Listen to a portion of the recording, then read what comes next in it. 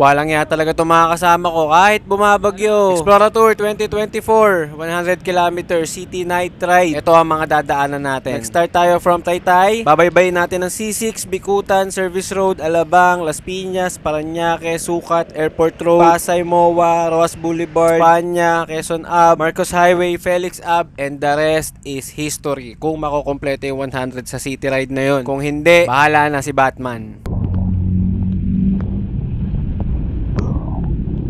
So pagdating namin sa meetup place, biglang umulan. Sobrang lakas, promise. Parang wala nang plano tumigil dahil sobrang dilim din ng kalangitan. Nagplano na lang sana kami na mag-inom kay Kagawad. Pero dahil kawawa naman yung dalawang taga Binangonan, tinuloy na namin. Malayo pa kasi yung pinanggalingan nila, sayang naman yung biyahe. Pagdating namin dito sa Alabang, Las Piñas, nakakita kami ng Pag-asa. May lumabas ng araw. Pero actually wala na kami pakialam kahit umulan eh. Kasi umpisa pa lang ng ride, wet look na kami. As in, bumubula na yung sapatos namin kada padjak. Pumasok kami sa loob ng BF Homes para kumain sa isang local business partner ng Explorator, which is Drive-By Tacos. Doon na kami kakain bago namin tapusin yung the rest. Napakaganda talaga ng kalsada dito sa loob ng BF Homes. Siguro yung mga tao dito, what is money, paper only, no? Pasintabi pala sa lahat ng kumakain, lahat kami naka-The Big Show get up. Basang-basa kasi yung mga damit namin, so sinampay muna namin. Thank you pala sa Drive-By Tacos. Napakasarap ng pagkain, sulit yung binayad namin. Talaga namang makaka-ride kami ng solid nito. Pinapasok pa yung bike namin sa loob para safe talaga kami makakain. So after nun, tinunaw na agad namin yung kinain namin. Kumarga na agad kami dito sa papuntang Airport Road. Kumarga lang kami ng 30 to 35 kph.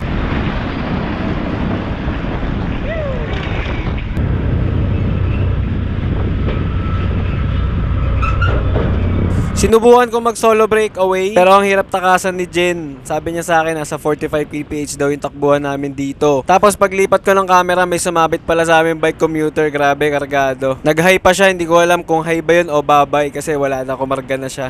Kami kailangan pa namin mag-intay saglit. May ibang kasali.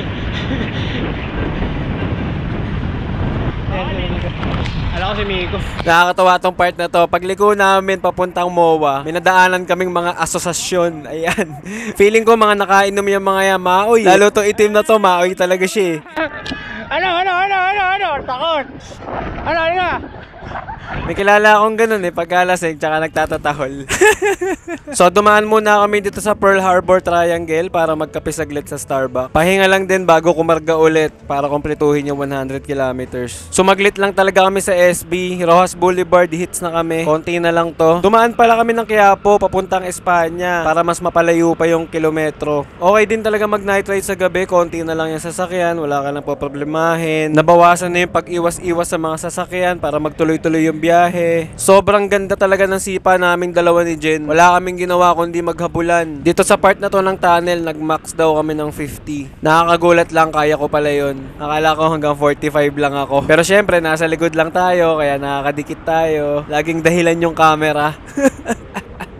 Putang ina, after namin dun sa tunnel, sobrang traffic na papuntang circle. Nawala sa isip namin na Pride Month pala nung araw na yan. Sobrang traffic, ang daming tao. Dun kasi siya banda ginanap. Hindi ko na na-videohan kasi nga sobrang busy namin kakasingit ni Brad. May time pa dun na stop ball na kami, wala na kami malusutan. Tumatawid na kami sa mga center aisle para lang umusad kami. Kaya dito na sa may katipunan yung video ko. So pagdating namin dito sa Felix Ave Cainta, 75k pa lang ako. So sobrang haba pa lang kulang. Kasi ilang kilometers na lang yan pag uwi sa amin eh. So nag-iisip kami ni Miko tsaka ni Jen kung saan kami iikot, saan kami maglalaps para makomplete 100. Hanggang sa naisip namin na ihatid na lang yung dalawa pa Binangonan. Baka kasi mas mahirapan kami pag naglaps kami, mas nakakatamad kasi yun, paikot-ikot ka lang. So same lang naman ang gagawin, magkahabol lang ng kilometro. Kaya naisip namin ihatid na lang sila sa Binangonan. So umabot pala kami hanggang Bilibiran, tapos bumalik na kami. Grabe, nakakapagod talaga maghabol ng distance. Sobrang hirap pag 100 kilometers sa city ride, kailangan may nakaset up ka na ruta. So natapos din ang pagpapahirap sa sarili, naka 101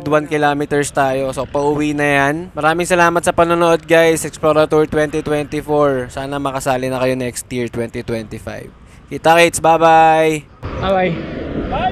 Ingat! Salamat!